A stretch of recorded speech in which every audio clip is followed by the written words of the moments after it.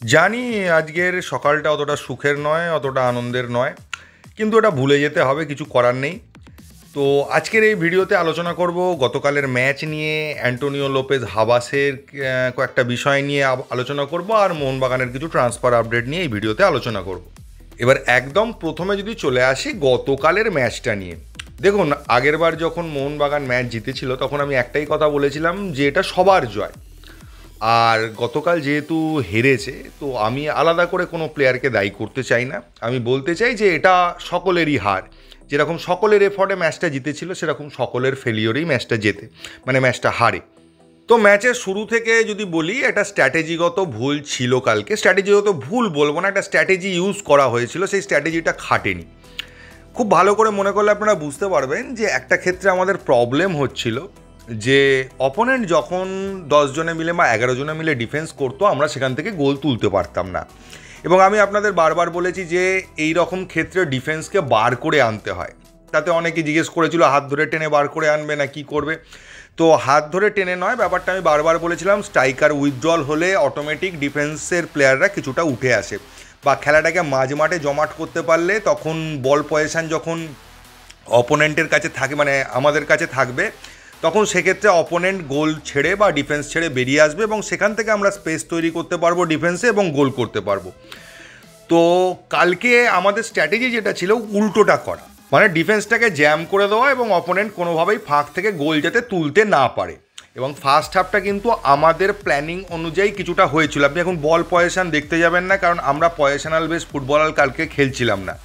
আমাদের প্ল্যানিংটা এরকমই ছিল যে ওদেরকে জ্যাম করে দেবো, গোলের মুখটা জ্যাম করে দেবো, ওরা কোনোভাবেই গোল তুলতে পারবে না, এবং আমরা কাউন্টারে মাঝে মাঝে উঠবো, একটা করে অ্যাটাক তুলবো, তার মধ্যে থেকে গোল তুলে বেরিয়ে আসবো আর কি। তো এই স্ট্র্যাটেজি অনেকবার মোহনবাগানের এগেনস্টে অনেক টিম ইউজ করে মোহনবাগানকে হারিয়েছে, এবং মোহনবাগান সেই পায়ের জঙ্গল ভেদ করে গোল করতে পারেনি। তো মুম্বাই কিন্তু সেটা ফার্স্ট হাফে বুঝতে পারছিল, এবং সেকেন্ড হাফে ওরা স্ট্র্যাটেজিটা বদল করে ওরা উইথড্রল স্ট্রাইকার দিয়ে আমাদের, মানে ওদের স্ট্রাইকাররা উইথড্রল খেলতে শুরু করে, মাঝ মাঠে নেমে আসে, মাঝ মাঠে বল পজিশন বাড়াতে শুরু করে, এবং আমরা ভুলটা করি এবং ওদের ফাঁদে পা দিতে শুরু করি এবং ডিফেন্সটা খালি করতে শুরু করি। এই ডিফেন্স খালির জায়গা থেকে ওরা সুযোগটা নিয়ে বেরিয়ে যায়। কালকে যদি 6টা গোলও ওরা করতো, অসুবিধে কিছু ছিল না, কারণ আমরা বারবার ওদের এই স্ট্র্যাটেজির কাছে ফেঁসে যাচ্ছিলাম। এবং ফার্স্ট হাফে ওরা যে গোলটা করেছিল, মানে গোল করার চেষ্টা করেছিল, সেগুলো কিন্তু পজিটিভ অ্যাটাক থেকে, সেটা কিন্তু ওই স্ট্র্যাটেজির বিরুদ্ধে গিয়ে নয় বা আমাদের অ্যাটাককে তুলে নিয়ে নয়, ওরা ওই অ্যাটাকের মধ্যে থেকেই গোল করার চেষ্টা করেছিল প্রচণ্ড অ্যাটাক করে, কিন্তু সেখান থেকে ওরা গোলটা তুলতে পারেনি। এবং আমাদের আরও একটা বড় ভুল ছিল যে 60 মিনিটের পর আমরা যে একটা অ্যাটাক তৈরি করি বা একটা আলাদা করে এফর্ট দিয়ে ঝাঁপাই, সেটা না করে তখন আমাদের স্ট্র্যাটেজির প্রবলেম যেটা ছিল সেটা হচ্ছে আমরা গোলের লিডটা ধরে রাখতে চেয়েছিলাম।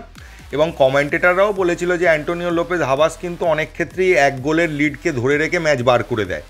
তো সেইটা করার চেষ্টা করেছিল, এইটা কিন্তু একটা ভুল ছিল বলা চলে, স্ট্র্যাটেজিগত ভুল ছিল। কি মুম্বাইয়ের মতো অপোনেন্ট যখন রয়েছে, প্লাস আমাদের টিমের প্লেয়ারদের অলরেডি 60 মিনিট খেলে ফেলেছে, অনেকটাই ক্লান্ত, তো সেই মোমেন্টে পুরো এক স্ট্র্যাটেজি নিয়ে শেষ পর্যন্ত ডিফেন্স করে যাওয়াটা খুব একটা ভালো সিদ্ধান্ত ছিল না বলে আমার মনে হয়েছে।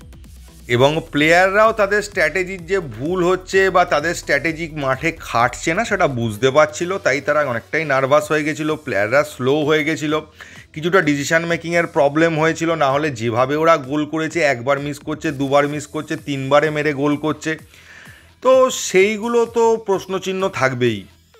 কালকে আমাদের মাঝ মাঠ বেসিক্যালি ছিল না, তো মাঝ মাঠে খেলা তৈরি করে আমরা অ্যাটাক করব এরকম কোনো প্ল্যানিং ছিল বলেও কিন্তু আমার মনে হয়নি। কারণ আমাদের যে মিডফিল্ডাররা খেলাটা তৈরি করে তাদের ম্যাক্সিমাম সময়টা কেটেছে ডিফেন্স করতে গিয়ে। মুম্বাই অল আউট অ্যাটাকটা প্রথম থেকে শেষ পর্যন্ত করে গেছে, এটা কিন্তু হ্যাটস অফ তাদের জানাতেই হচ্ছে।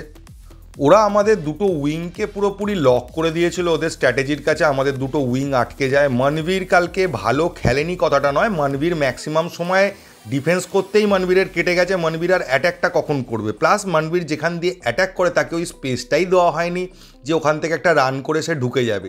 সে যদি কোনোভাবে ঢুকেও যায় তাকে দুটো প্লেয়ার মিলে ব্লক করে দিয়েছে, তার যে ব্যাক পাসগুলো আসবে সেই ব্যাক পাসগুলোকে আটকানোর জন্য। অ্যাকচুয়ালি খেলাটা প্রেডিক্টেড ছিল ওদের কাছে যে আমরা কি কি করব, সব কিছুই ওরা জানতো এবং সেই অনুযায়ী প্ল্যান করেছিল। একদম সব কটা প্ল্যান একদম খাপে খাপে মিলে গেছে। যা হয়েছে হয়ে গেছে, এটা নিয়ে আর আলোচনা করে লাভ নেই। যেটা দরকার, মোহনবাগানের এমন একটা প্লেয়ার দরকার যাকে এই ভারতবর্ষের কোনো অপোনেন্ট রাখতে পারবে না। মানে সে দুটো তিনটে প্লেয়ারকে কাটিয়ে বেরিয়ে যাবে, বেরিয়ে যাওয়ার পর সে পাস করতে পারে, গোল করতে পারে, যাই করতে পারে করতে পারুক, কিন্তু ব্যাপারটা হচ্ছে এরম একজন ইন্ডিভিজুয়াল ব্রিলিয়ান্সি ওলা প্লেয়ার আমাদের লাগবে। আমি বারবার বলেছি যে আপনারা যদি ব্যারেটো সোনির কথা বলেন তাহলে একটা জিনিস বুঝবেন, তৎকালীন ভারতবর্ষে ব্যারেটোকে আটকে দেওয়ার মতো বা ব্যারেটোকে 1:1 আটকানোর মতো প্লেয়ার ছিল না। ব্যারেটো আরামসে একটা দুটো প্লেয়ারকে আটকে দিত এবং ব্যারেটোকে আটকানোর জন্য দুটো থেকে তিনটে প্লেয়ারকে রাখতে হতো, এবং সেই দুটো তিনটে প্লেয়ার যখন ব্যারেটোর পেছনে চলে যেত অপোনেন্টরা অন্য প্লেয়াররা আরামসে গোল করে বেরিয়ে যেত, কারণ তিনটে প্লেয়ারকে ব্যারেটো টেনে রাখছে। একইভাবে সোনিকে একা আটকানোর ক্ষমতা ছিল না। সোনির রানটা ধরার জন্য ওখানে দুটো প্লেয়ারকে মিনিমামই রাখতে হতো যে সোনিকে কভার করতো, সোনি যাতে দৌড়তে না পারে, সোনি যাতে ঢুকে যেতে না পারে। এবং সোনি সেই মুহূর্তে ভারতবর্ষের অন্যান্য টিমের সব প্লেয়ারদের থেকে ফাস্টেস্ট প্লেয়ার ছিল। তো সেই ধরনের স্পেশাল প্লেয়ার আমাদের একটা লাগবে, এটা কিন্তু আমি অনেক দিন ধরে বলছি। জানি না মোহনবাগান ম্যানেজমেন্ট এটা বুঝতে পারছে কি পারছে না, যে একটা প্লেয়ার দরকার যে অন্যান্য টিমের সমস্ত প্লেয়ারদের থেকে সে বেটার। এবং এটা যোগ করতে চাই, সেই প্লেয়ার কিন্তু অস্ট্রেলিয়ায় পাওয়া যাবে না। অস্ট্রেলিয়ায় যদি সেই কোয়ালিটির প্লেয়ার থাকতো তাহলে এতদিনে অস্ট্রেলিয়া ওয়ার্ল্ড কাপের সেমিফাইনাল টাইনাল খেলে ফেলতো। তো সেই ধরনের কোয়ালিটির প্লেয়ার কিন্তু অস্ট্রেলিয়াতে নেই। এবার যদি আসি অ্যান্টোনিও লোপেজের হাবাসের কথা নিয়ে, তাহলে আমি কালকে বলেছিলাম সম্ভবত হাবাসের লাস্ট ম্যাচ হতে চলেছে, কারণ প্রেস কনফারেন্সে সেরমই ইঙ্গিত দিয়েছিলেন হাবাস। এবং আমার কাছে খবর ছিল যে মোহনবাগান ম্যানেজমেন্ট একটা ট্রাই নেবেই হাবাসকে আরও 1 বছর অন্তত রাখার জন্য, এবং সেটার চেষ্টা চলছে, এখনও কনফার্ম নয়। আবার বলছি যে হাবাস থেকেই গেল বা মোহনবাগানের কথায় রাজি হয়ে গেল, সেটা কিন্তু এই মুহূর্তে হয়নি, আলোচনা চলছে। হাবাসের শরীরটা খারাপ, না হলে কোনো প্রবলেম নেই, হাবাস যদি সুস্থ থাকতো এটা নিয়ে কত প্রশ্নচিহ্ন থাকতো না। তো সব কিছু বিষয় নিয়ে একটু আলোচনা হবে, তারপরেই ফাইনাল ডিসিশন হবে। আমার ব্যক্তিগত মতামত, হাবাসকে আরও 1 বছর রাখা হোক এবং হাবাসের পছন্দের একটা দল দেওয়া হোক। এই দলটা হাবাসের পছন্দের বা হাবাসের চুজ করা দল নয়, এটা ফেরান্ডোর দল ছিল। ফেরান্ডো নিজের প্ল্যানিং অনুযায়ী, স্ট্র্যাটেজি অনুযায়ী দলটা বানিয়েছিল। সেইটাকে নিয়ে যদি হাবাস লিগ শিল্ড জেতাতে পারে, ISL ফাইনাল খেলাতে পারে, তাহলে হাবাসের পছন্দের দল দিলে হাবাস কি করতে পারে সেটা দেখার একটা ইচ্ছে কিন্তু রইল।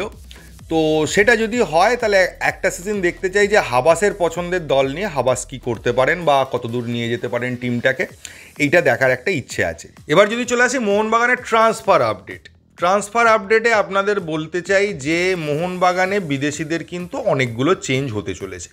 আমি এক্স্যাক্টলি বলবো না সংখ্যাটা যে এতগুলো বিদেশি চেঞ্জ হবে, তো বেশ কিছু বিদেশি চেঞ্জ হতে চলেছে এবং নতুন বিদেশি আসতে চলেছে। বিদেশির দিক থেকে মেনলি পরিবর্তন হবে, ভারতীয়দের দিক থেকেও কিছু পরিবর্তন হবে ছোটোখাটো, সেটা চেষ্টা চলছে, এখনও কিছু কনফার্ম নয়। জেমি ম্যাকলারেন নিয়েও অনেকেই লাফালাফি করছিলেন, তো আমি বলবো যে এখনও ওটা কিন্তু একটা ভালো জায়গায় রয়েছে ডিলটা, নট কনফার্মড, এখনও কিন্তু কনফার্ম হয়নি যে জেমি রাজি হয়ে গেছে, জেমি একদমই সব কনফার্ম করে দিয়েছে মোহনবাগানে আসছে, এরকম সিচুয়েশান হয়নি। তবে এইটুকু বলতে পারি, মোহনবাগান ম্যানেজমেন্ট ডিফেন্স, মাঝমাঠ এবং অ্যাট্যাক এই 3টে জায়গায় বিদেশি প্লেয়ার আনার কিন্তু চেষ্টা করছে।